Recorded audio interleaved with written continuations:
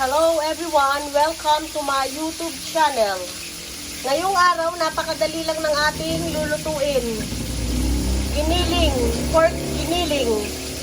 Ito lang ang kanyang mga sangkap, kamatis at saka bell pepper, bawang sibuyas at patatas. Tansya-tansya. Kalahating kilo lang yung aming lulutuing pork giniling. Luto na yung ating sinangkot ng giniling. Igisa na natin ang, sunod-sunod na.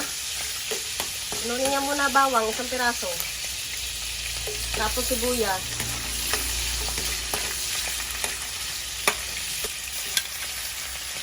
Kamatis. Yung ating pork giniling hindi na inahon, nilagay lang sa tabi ng kawali. Set aside.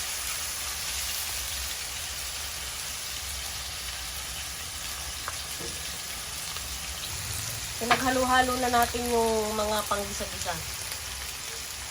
Lagyan ng asin. Ano pa ilalagay? Paminta.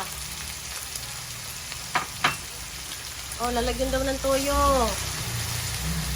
Salsas. Hahaluin.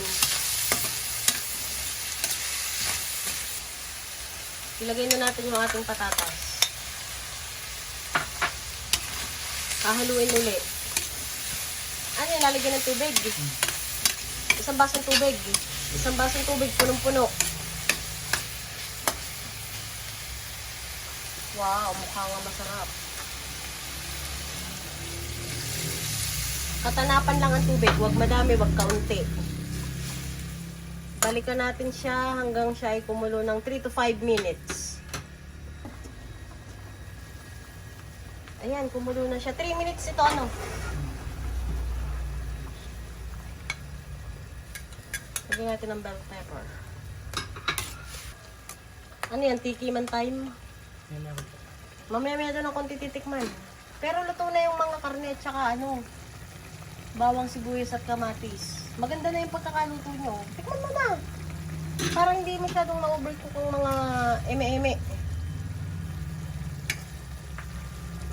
Tinitikman na. Ano? Saan kulang? Masarap daw. Thumbs up. Mga Mars, ito na yung ating nilutong pork giniling. Ready to serve na siya. Pwede na siyang pampalaman sa tinapay at pwede ring pang ulam.